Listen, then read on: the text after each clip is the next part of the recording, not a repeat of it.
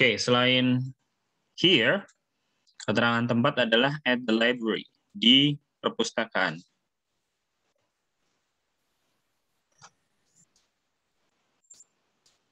Oke, here itu adalah tempat, suatu area, suatu daerah, di mana seseorang itu berada. Kemudian at the library juga a place. Nah, catatannya di mana? Catatan pentingnya apa? Di bawah ya. Place, be, kemudian diikuti place. Oke, jadi be, apa itu be? B itu bukan huruf B, bukan temennya Abi juga. Apa itu B? Ada yang bisa membantu saya? Sebelum saya tulis di sini, B.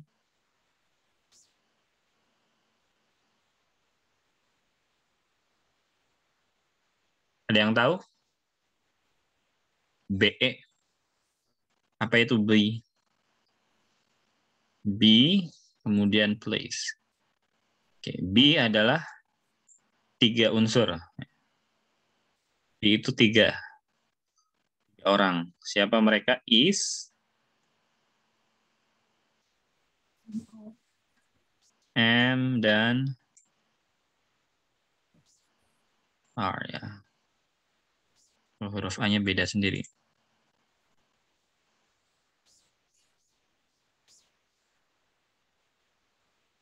Oke, ini kalau dihafalkan seperti ini. Maksudnya apa? Keterangan tempat itu muncul setelah is, am, atau are. Kalau kita perhatikan is, kemudian ada keterangan tempat here, sebelumnya is. Ada keterangan tempat at the library, sebelumnya is. Oke. Atau di kasus lain mungkin ada are at the library. Atau am at the library. Nah, belakangnya itu is, am, atau are, itu tergantung subjeknya. Ya, tergantung pelakunya, tergantung orangnya. Kalau I, ya ini pelajaran grammar, ya I am at the library. Kalau you is, am, atau are. Ada yang bisa membantu? Are ya. Oke. Dan seterusnya ya.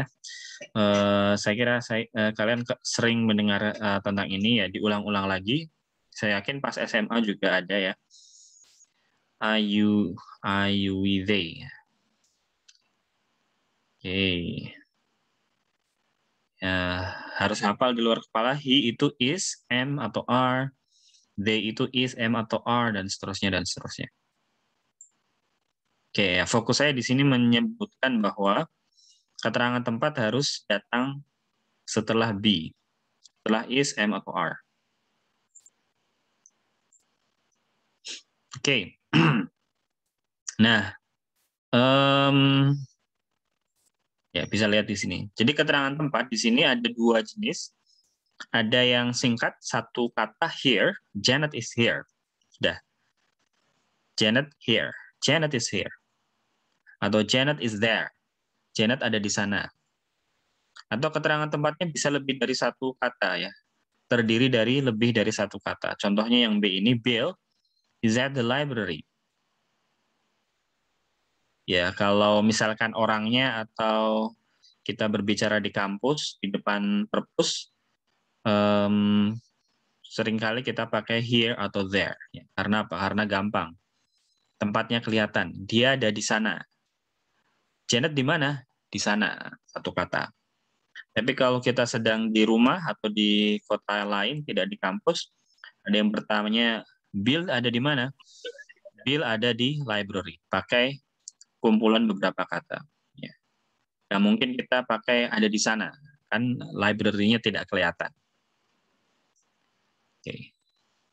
Jadi variasinya, keterangan tempat bisa satu kata, bisa lebih dari satu. Nah, ini contohnya yang satu kata, one word places. One word places. Oke, ada 6 kata ya.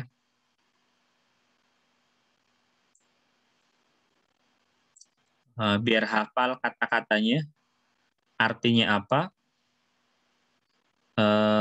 coba dibaca terlebih dahulu. Nah, kalau bisa dibaca, bisa memperkirakan bunyinya, maknanya, artinya akan lebih gampang teringat. Coba saya ke Gibran Kausar, bisa dibacakan 6 kata ini, M. Gibran Kausar. Ya, Pak.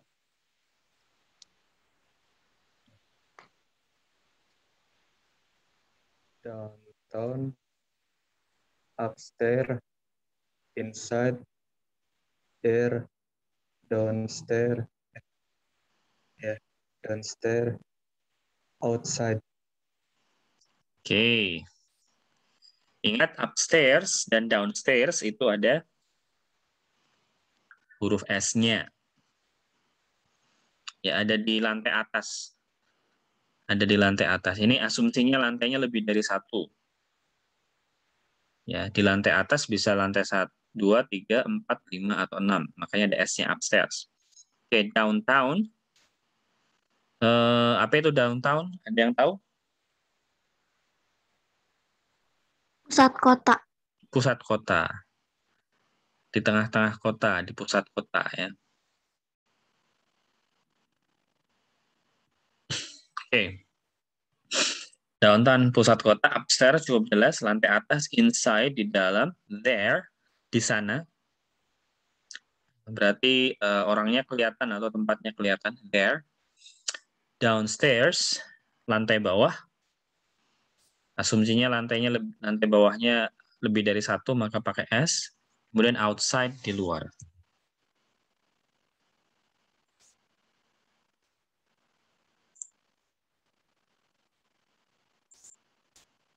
Oke, jadi semuanya bisa dimasukkan di posisi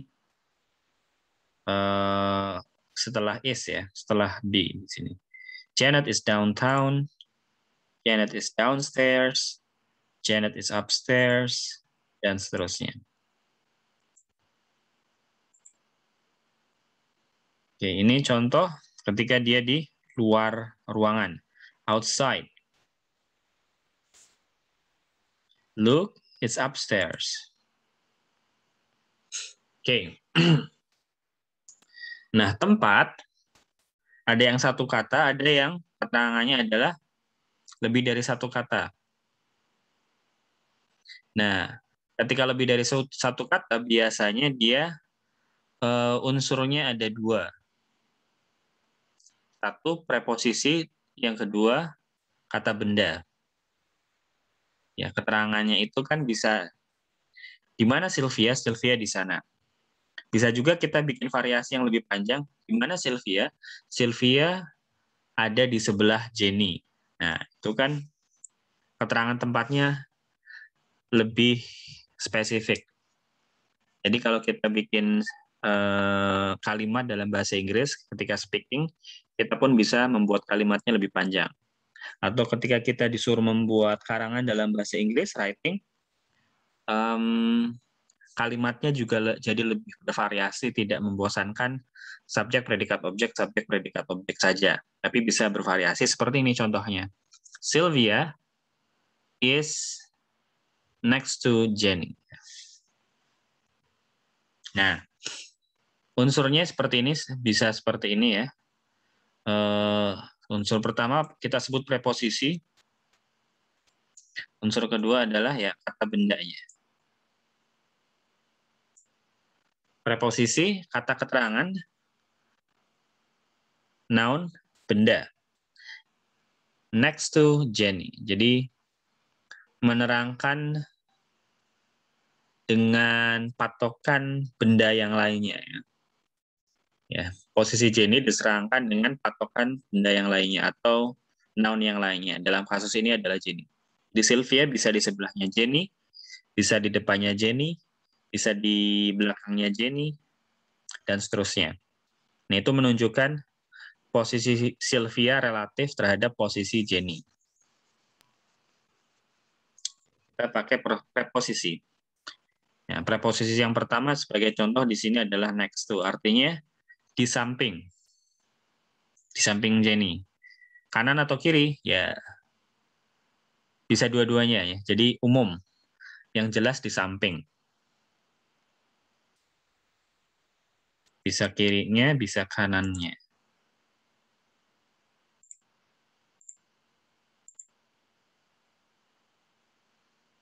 Oke.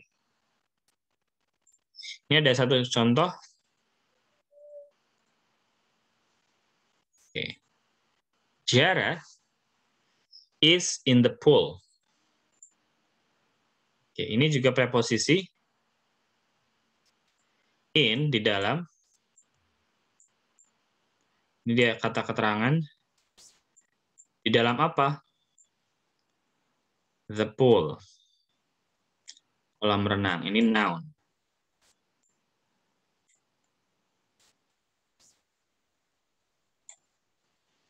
Oke, ini preposisi kedua. Kalau tadi next to atau beside, di samping.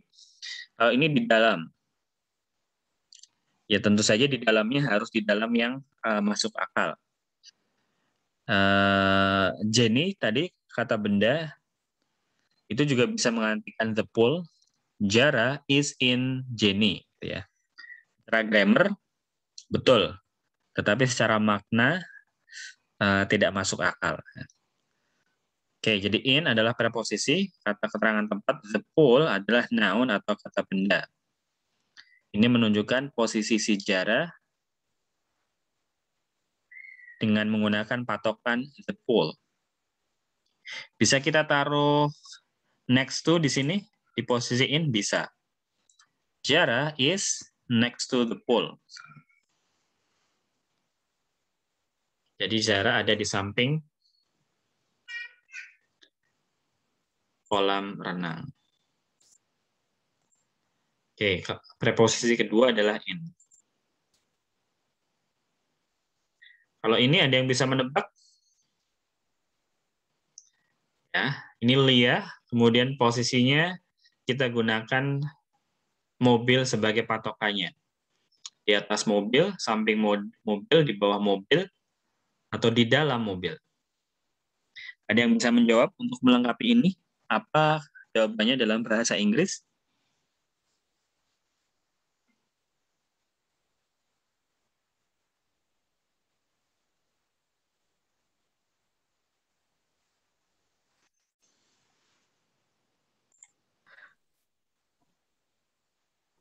Boleh coba, Pak.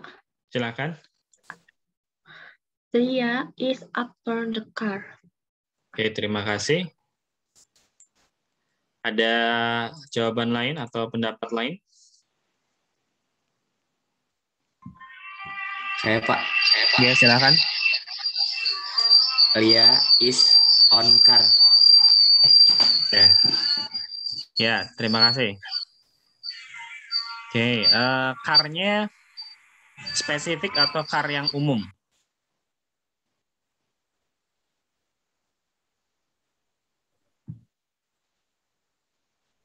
Ya, Saya jadi coba jawab, Pak. ya silakan. Lia is on top of the car. Oke. Saya cukupkan dulu 3. Jadi yang pertama upper kalau nggak salah ya tadi.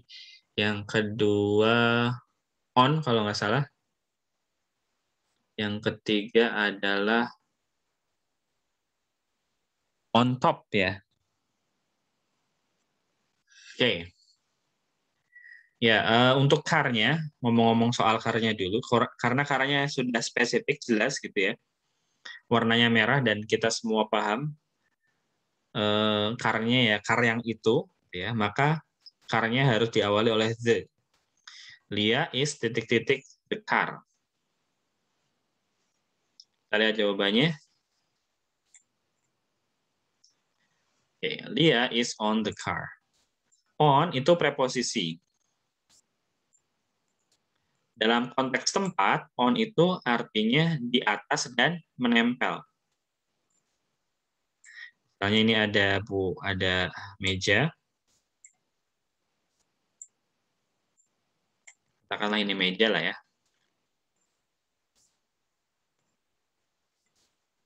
Kemudian di sini ada buku. Ada tulisan ini. Entah buku apa di sini. Nah, maka buku ini ada di atas meja dan pasti karena di atas bukunya menempel ke meja, maka kita pakai kata on. The book is on the desk. Atau the book is on the table. Oke, nah maka on di sini sudah menunjukkan di atas dan menempel. Di atas apa? Di atas dan menempel pada mobil. Bedakan dengan above. Mungkin pernah dengar juga. Oke. Above itu di atas juga, tapi dia tidak menempel.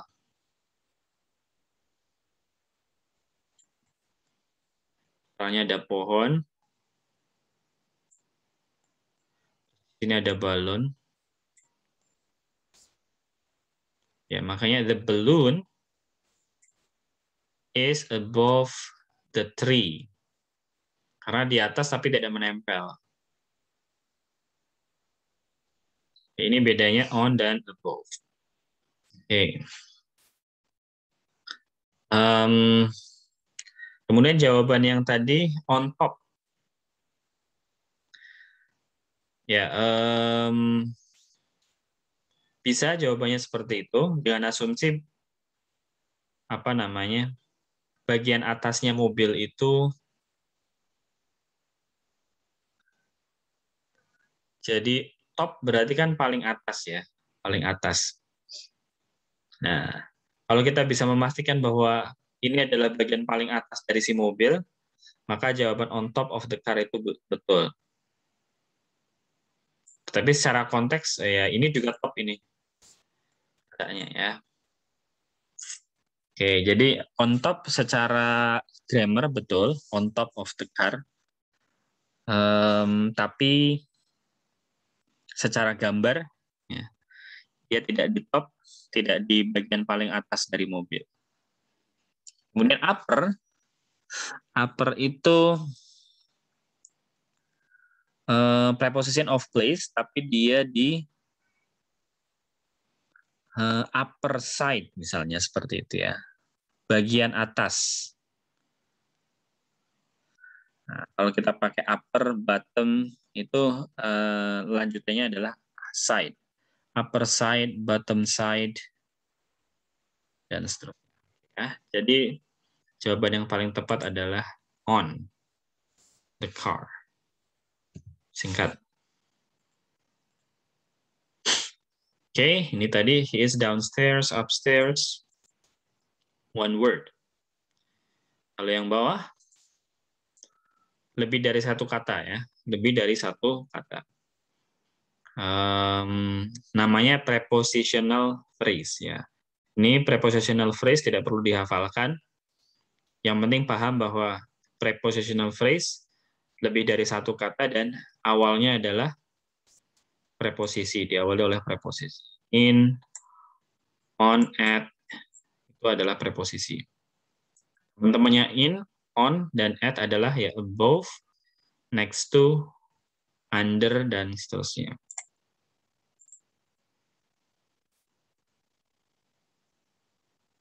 Ya, makanya di sini ada at, under, above, dan on. Ini masing-masing adalah kita sebut preposisi. The plant is on the table. Ya, makanya pakai on. Kenapa? Karena dia menempel dan di atas sesuatu. The plant is on the table. Oke, kita ke latihan. Next.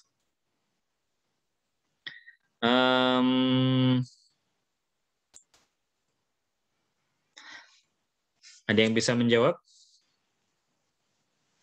Mungkin tidak perlu ditunjuk, silahkan.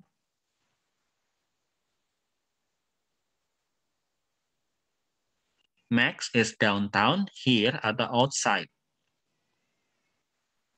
Outside, Pak. Outside. Oke.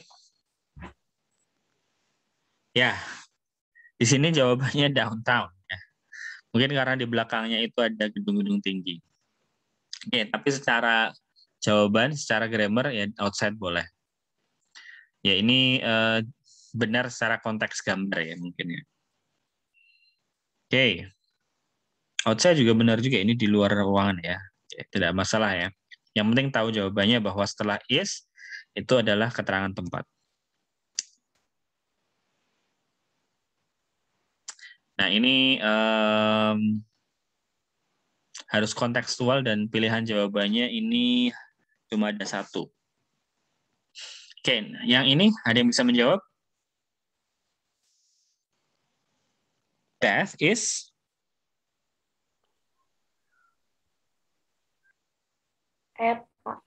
at school ya. Satu saja. Tidak bisa ada pilihan lain ya. Tidak mungkin under. Next to juga tidak mungkin karena tidak di samping gedung sekolah. On juga tidak. Yang ini cukup jelas jawabannya. Ada yang bisa? Under. Under. The table and chair are under the tree. Oke. Ini apa ini? Oh, ini summary-nya. Sudah dijelaskan sebenarnya ini. Ya. Tadi sudah dijelaskan di awal. Summary-nya yang kita pelajari. Kenapa kita belajar noun di awal, kemudian adjective, kemudian keterangan tempat.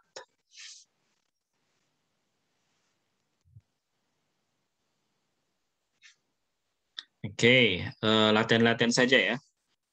Oke, an eagle is a bird. Correct. Yes atau no ini? Betul atau salah? Yes. Yes. Betul? Yes. Eagle-nya pakai single, bird-nya juga singular. Oke. Yes or no? Yes. No. Yes atau no? Ulangi lagi. Yes atau no? Yes. Oke, No. X-nya satu atau dua? Dua. Dua. Jamak. Oke, jamak. Verb-nya, B-nya satu, singular verb atau plural verb? Plural. Plural. Harusnya plural ya. Kenapa? Karena is-nya, karena X-nya dua. Karena Oke, dua X-nya. No. Harusnya apa ini? Untuk agar benar. are. Are. Are. Are. Good, good.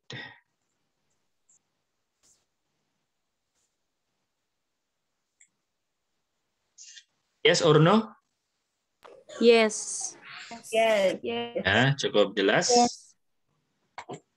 Yes.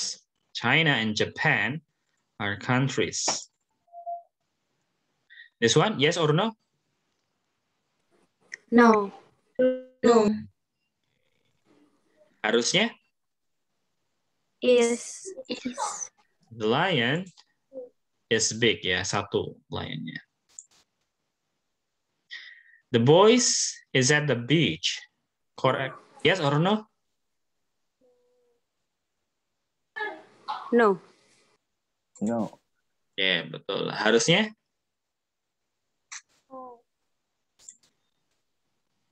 Are. Yes. The boys are at the beach. Ini apa nih? Oke, ya. Sampai sini. Jadi sebelum UTS, materinya adalah summary-nya. Ini summary-nya penggunaan noun, adjective, dan expression of place setelah be, setelah am, is, dan are. Jadi ini pertanyaannya akan bervariasi seputar ini semua. Sampai sini ada pertanyaan?